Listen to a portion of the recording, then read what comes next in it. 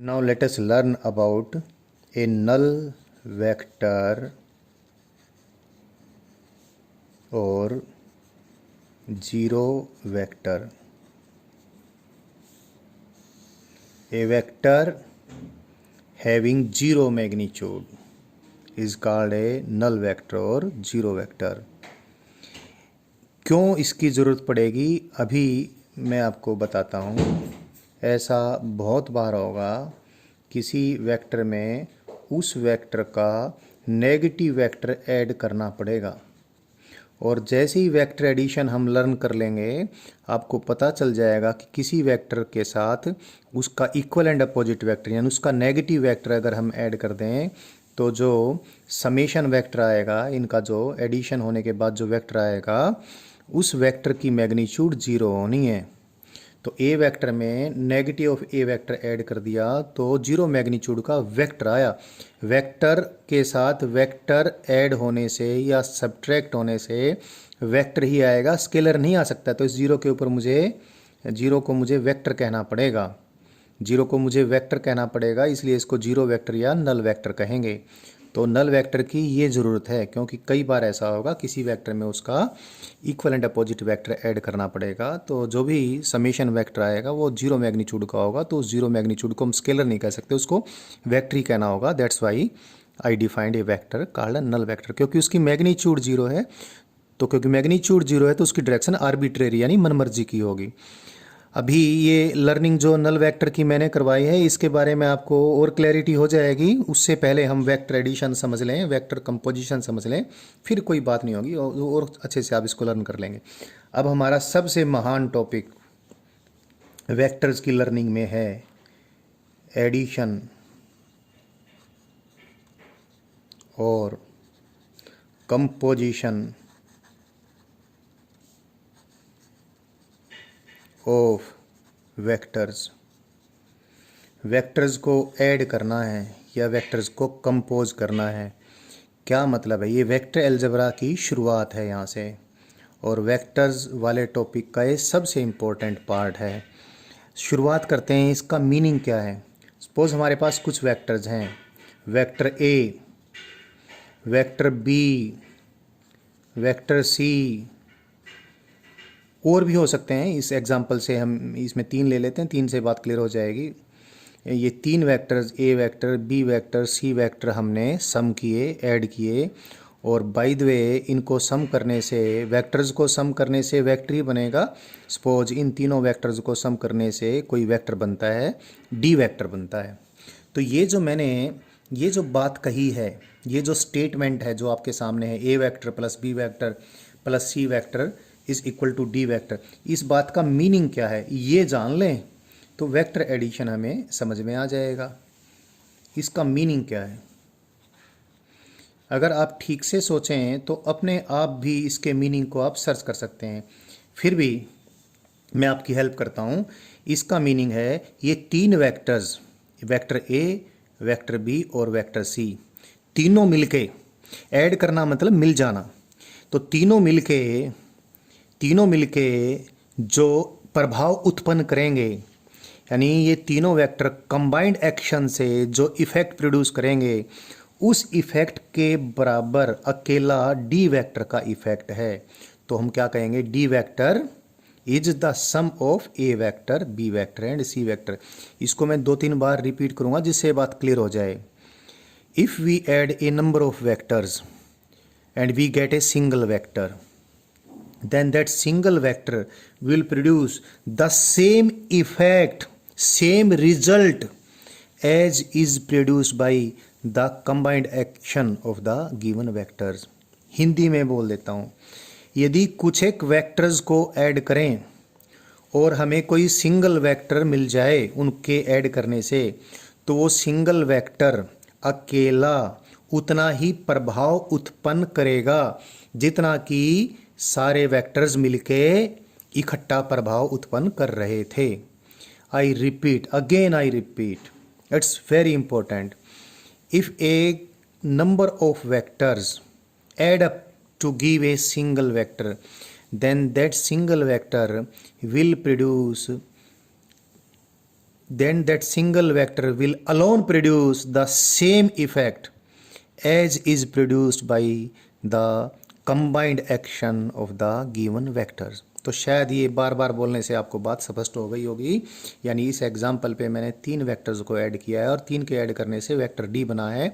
तो vector D अकेला ही उतना प्रभाव उत्पन्न कर देगा जितना कि ए, बी और सी तीनों मिलके जो प्रभाव उत्पन्न कर रहे थे। शायद अब और भी क्लियर हो गया होगा। तो पहले तो इसमें क्या हमने नहीं सोचना है ये जानना ही बहुत ज़रूरी है। जिस प्रकार से आप पीछे अलजेब्रा पढ़ते आए हैं, अलजेब्रा समझते आए हैं, तो अक्सर आपको आपने डायरेक्शंस का तो कोई कुछ किया ही नहीं था। इस प्रकार से बाय द वे पीछे वाली बात को आप जाने तो हो सकता है आपके मन में आज भी वो बात हो। इसका मीनिंग कभी आप ये ना निकाल लें कि इसका मीनिंग है D is equal to A plus B plus C. ये अगर आपने कर दिया तो ये इसका मीनिंग नहीं है और ये बिल्कुल गलत है। यानी A vector plus B vector plus C vector is equal to D vector का मीनिंग ये नहीं है। एक आध बार ऐसा होगा कि ऐसा हो जाएगा बट इसका मीनिंग बिल्कुल भी नहीं है। देखो पहले तो इसके बारे में जान लें। इसका मायना है डी वेक्टर की मैग्नीट्यूड है डी और ए वेक्टर की मैग्नीट्यूड है ए, बी वेक्टर की मैग्नीट्यूड है बी, सी वेक्टर की मैग्नीट्यूड है सी। तो A vector plus B vector plus C vector is equal to D vector का मीनिंग क्या नहीं है। इसका मीनिंग ये नहीं है कि डी वेक्टर की मैग्नीट्यूड बराबर है ए वेक्टर की मैग्नीट्यूड बराबर है ए वेक्टर की बी वेक्टर की मैग्नीट्यूड। मैं दोबारा से बोल देता हूँ, ए वेक्टर बी वेक्टर और सी वेक्टर को सम करके कोई डी वेक्टर अगर मिलता है तो इसका मतलब ये नहीं है। ये नहीं है, क्या नहीं है? इसका मतलब ये नहीं है कि डी वेक्टर की magnitude is equal to A vector की मैग्नीट्यूड प्लस बी वेक्टर की मैग्नीट्यूड प्लस सी वेक्टर की मैग्नीट्यूड। और इसका मीनिंग क्या है ये मैं आपको बता चुका। यानी ये जो स्टेटमेंट है, मैथमेटिकल तरीके से लिखी जो स्टेटमेंट है, इसका मीनिंग ये नहीं है। इसका मीनिंग क्या है? इसका मीनिंग क्या है मैं आपको पहले ही बता चुका हूँ। क्या? D vector alone produces the same effect as is produce by the combined action of A vector B vector and C vector. एक बात और यहाँ पर भी जान लेनी जरूरी है, क्योंकि आपकी लर्निंग शुरू हो रही है तो एक बात से आप कुछ उल्टा भी समझ जाते हैं। मैंने ये कहा है कि इस मैथमेटिकल कथन का ये मतलब नहीं है। इसका मायना ये नहीं कि कभी ऐसा नहीं होगा। कभी कभार ऐसा भी होगा कि ए वेक्टर बी वेक्टर और सी वेक्टर जब आपस में ऐड होंगे तो जो कंबाइंड एक्शन के बराबर इफेक्ट प्रोड्यूस करने वाला जो सम वेक्टर बनेगा, तो ऐसा हो सकता है एक आध बार कि डी वेक्टर की मैग्नीट्यूड कितनी आ जाए, ए वेक्टर की मैग्नीट्यूड प्लस बी वेक्टर की मैग्नीट्यूड प्लस सी वेक्टर की मैग्नीट्यूड आ जाए। ऐसा डी वेक्टर की मैग्नीट्यूड ऐसा कभी कभी ऐसा शो कर सकती है, लेकिन इसका मीनिंग फिर भी ये नहीं रहेगा। यानी इस बात का मीनिंग ये नहीं है। वो अलग बात है, एक आध बार डी वेक्टर की मैग्नीट्यूड ए की मैग्नीट्यूड प्लस बी की मैग्नीट्यूड प्लस सी की मैग्नीट्यूड के बराबर आ जाएगी। ऐसा कब होगा? अभी आपकी लर्निंग हो जाएगी। तो मैंने इसको बार बार बताया है क्योंकि सबसे इम्पोर्टेंट बात वेक्टर के टॉपिक को समझने के लिए यही बनती है। लास्ट में एक बार फिर इसका मीनिंग बोल देता हूँ और फिर कैसे हम वेक्टर एडिशन सर्च करें, कैसे हम कौन सा नियम बनाएं जिसके जरिए हम वेक्टर्स को ऐड करना आपको सिखा सकें, वो भी कर लेंगे। तो एक बार फिर बोल देता हूँ, if A number of vectors, example के जरिए बोलूँ, अगर ए वेक्टर बी वेक्टर और सी वेक्टर ऐड किए और डी वेक्टर आ गया तो डी वेक्टर अकेले का प्रभाव उतना ही होगा जो कि ए वेक्टर बी वेक्टर और सी वेक्टर ने आपस में मिलके कंबाइंड एक्शन से जो इफेक्ट प्रोड्यूस किया था वो। तो वेक्टर एडिशन का मीनिंग समझ में आ गया है। और जो मीनिंग है, जो इसकी डेफिनेशन है, ये इसकी डेफिनेशन भी यही है।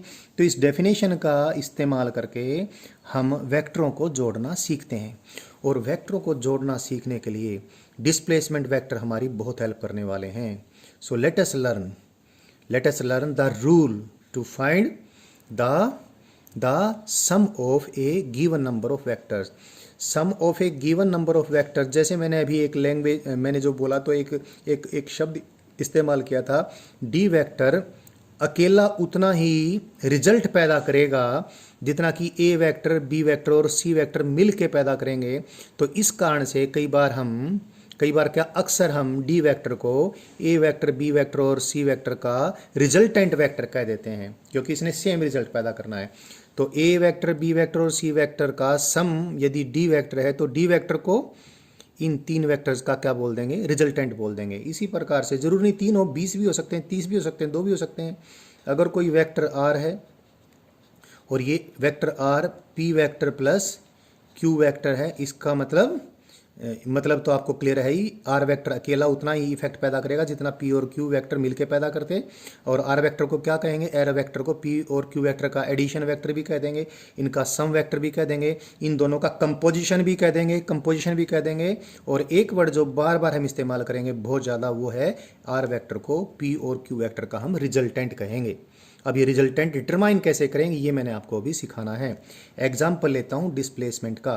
सपोज हमारे पास कोई चींटी है और ये चींटी का होल था और ये चींटी इस पॉइंट से निकलती है और इस चींटी को सपोज यहाँ जाना था, फाइनली इसको यहाँ जाना था,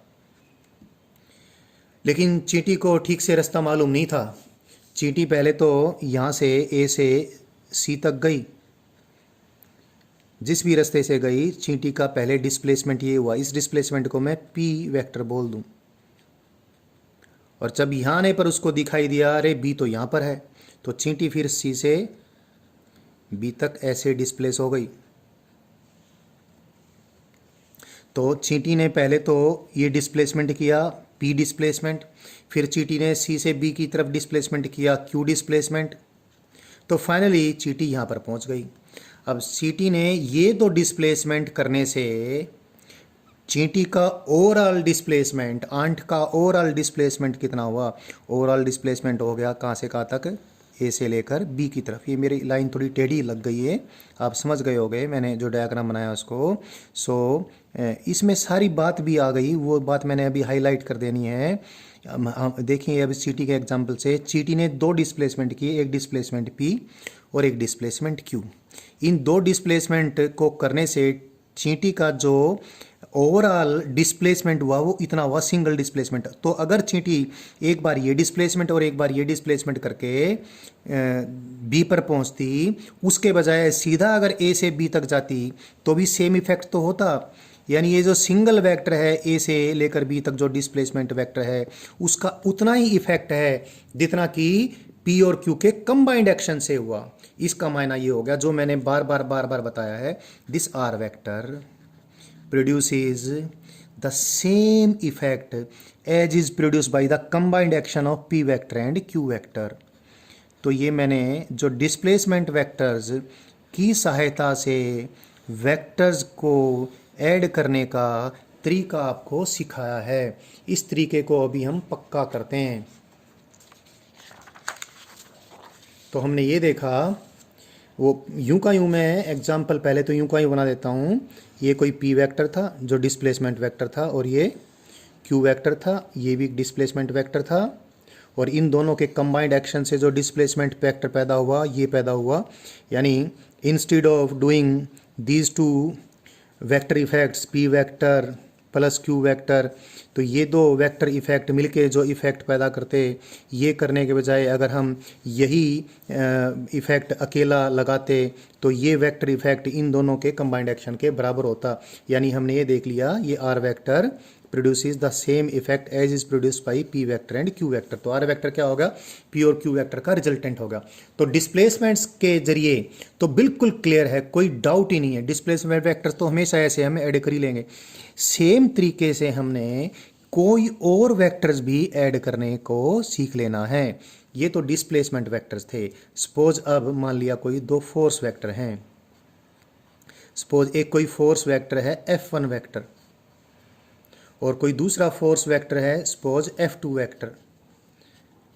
और हमने क्या करना है, इन दोनों फोर्स वेक्टर्स को ऐड करके F1 वेक्टर और F2 वेक्टर को ऐड करके इन दोनों का हमने रिजल्टेंट वेक्टर सर्च करना है।